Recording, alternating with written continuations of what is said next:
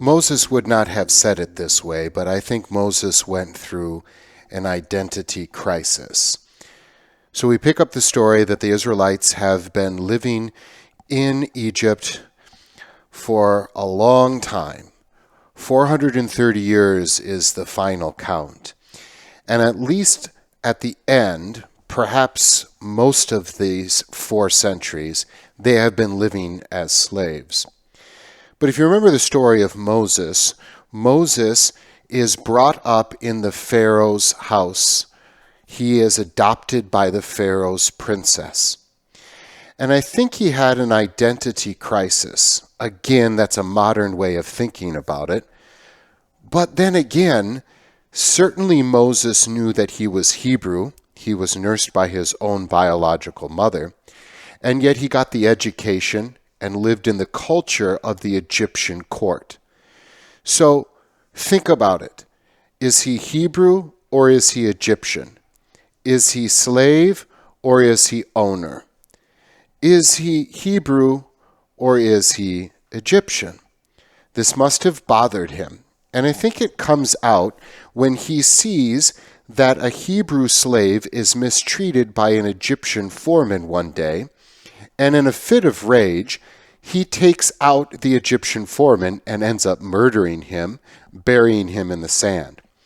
And when this comes to light, he realizes that he is neither Egyptian nor is he Hebrew.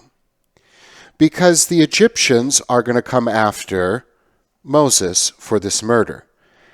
I'm willing to bet that if he was a full-blooded Egyptian, grandson of the Pharaoh, that this would have been swept under the rug.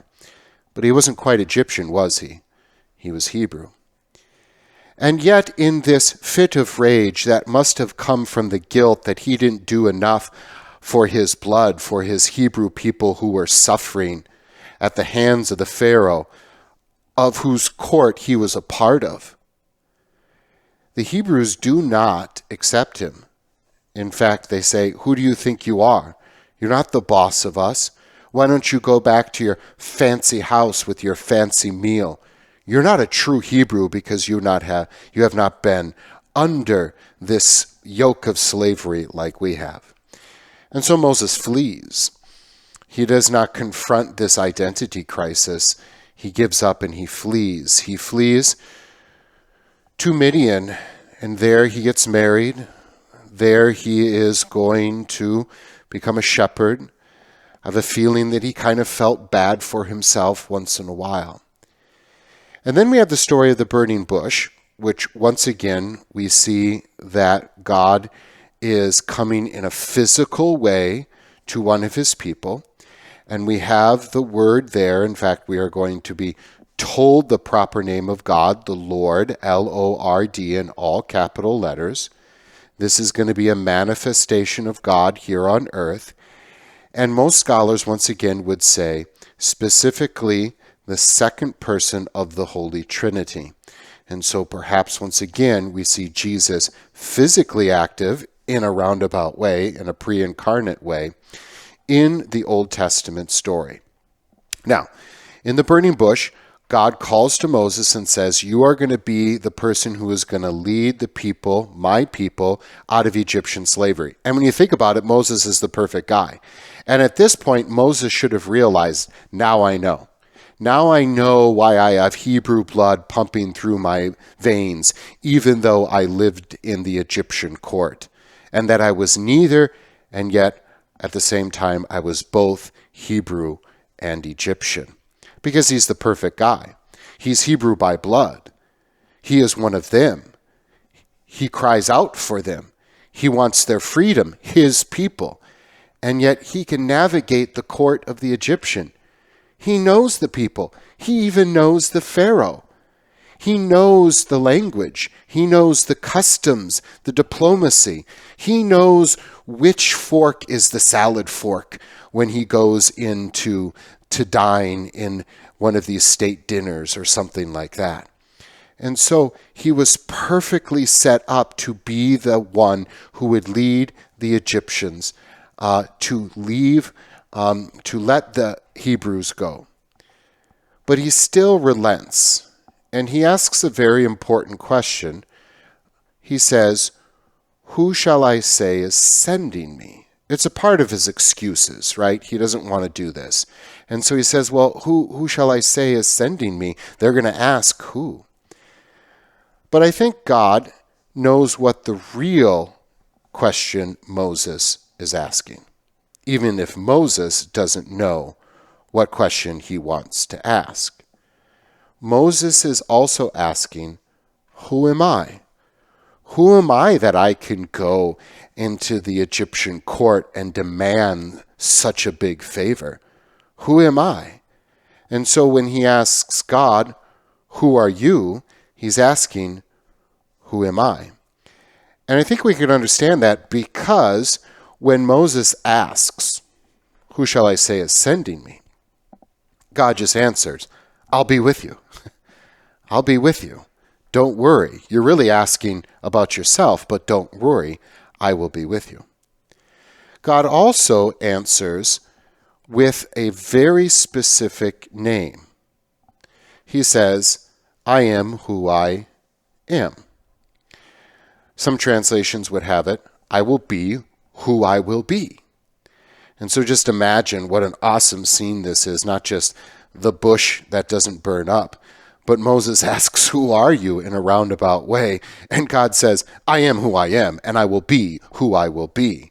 It's a pretty powerful answer. And Moses responds with where we get Yahweh or Jehovah, He is. God's name is He is, this all-encompassing power, the one true God of Abraham, Isaac, and Jacob. And so now he'll go with the great I am. When Jesus is walking around this earth in first century Palestine, he is often called Lord, in Greek Kyrie, as in Kyrie eleison, Lord have mercy. And you notice the translations talk about it as Lord. This was a reference to Yahweh or Jehovah.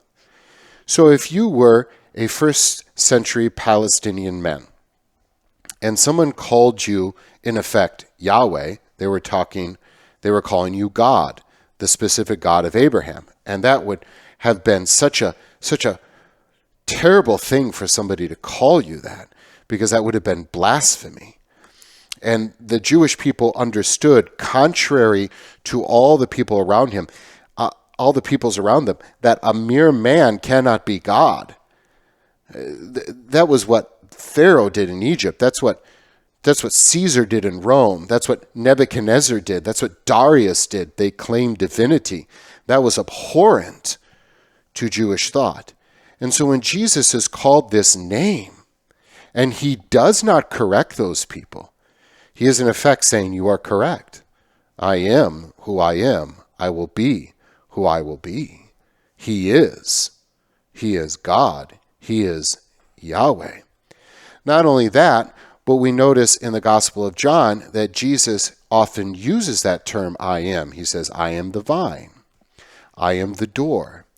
And a Jewish listener, Jewish ears would have heard that. And they would have heard I am. And they would have gone back to that idea of Moses in the burning bush.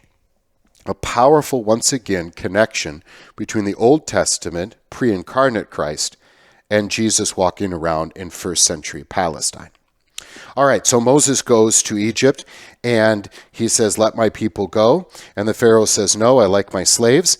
And God sends 10 plagues, as you know, and each time the Pharaoh says, no, I want to keep my slaves. And Pharaoh's heart is hardened until the 10th and final plague, the firstborn death of every male, both human and animal.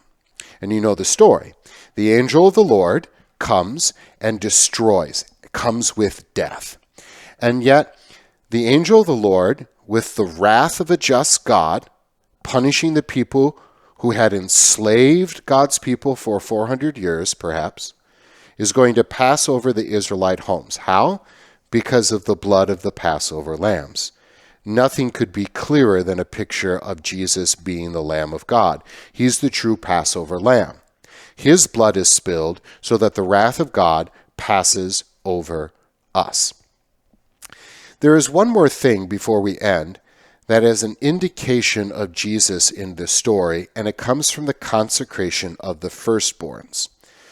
So when God sets the people free, he says, I don't want you to ever forget this. And so I want you to have the Passover meal celebrated every year, and eventually it's going to be celebrated in mini Seder meals every Friday evening in faithful Jewish homes. This was the most important event of the Old Testament, the Exodus out of Egyptian slavery. And he says, I never want you to forget, so do this meal. But then he also says, in a roundabout way, you kind of owe me firstborn blood. You see, freedom isn't free, and the going price for freedom is almost always blood. And this special freedom is going to cost firstborn blood. The firstborn male was a big deal in the ancient world. This was going to be the one who was going to carry on the family farm. This is the one who was going to carry on the family name. And so the firstborn son was a big deal. And so firstborn blood, that was a steep price. And God exacted firstborn blood for their freedom, and now they owed him firstborn blood in a roundabout way. And this would be carried out symbolically in two ways. One way is the Levites. So if you remember, Jacob, Israel, has 12 boys. One of them is named Levi. The Levites, of which Moses and Aaron come from, are going to be the priests. They're not going to own land in the promised land, but they're going to be the church workers. They're going to be the ones that work at the temple. And in this way, you have one of the sons of Israel, not the firstborn, but one of the sons of Israel, that is going to be dedicated to the work of the Lord. And so it's almost as a physical offering of humanity to the work of the Lord in recognition for the slavery of Egypt and the freedom that came from that beautiful freedom that came from slavery. Firstborn blood is what it cost, and the Levites are going to be the ones who are going to dedicate themselves to the work of the temple. The other way this gets played out is the consecration of the firstborn. So God says it cost firstborn blood, your freedom, and so you owe me your firstborn male. Now, of course, God is not want any more blood. Of course, God is not saying you owe me. That would not be a very loving God. What he is doing is he is teaching them something. He's teaching them to never forget about their slavery and their then ensuing of freedom from slavery. He's also saying that there is going to be a firstborn blood sacrifice that is going to be made for your freedom from the slavery of sin and death. So, good Jewish families would bring their firstborn male to the tabernacle and later the temple as almost a sacrifice to God for their freedom. And then they would buy it back with a lamb. That's what redeem means. They would redeem their son with a lamb. The lamb would be sacrificed, a picture of Jesus, or if they were poor, 2 birds, 2 doves, or 2 pigeons. So if you remember in Luke, the early chapter of Luke, we see Mary and Joseph bringing their firstborn, Jesus, to the temple. Because they were poor, they have 2 birds that they use to sacrifice and buy back, redeem their son. The irony of it all, of course, was all of this was a picture of Jesus, the firstborn of God, who would be sacrificed for the salvation of the world. Not just for freedom from the slavery of Egypt, but for freedom from the slavery of sin and death. So we see Jesus hiding here a little bit. Very obviously, in the Passover lamb, that's not too hard to unveil. But the consecration of the firstborns is a picture of Jesus Christ as well. And the picture of the Levites, Jesus being the high priest, is another picture there where we see Jesus in the Exodus story.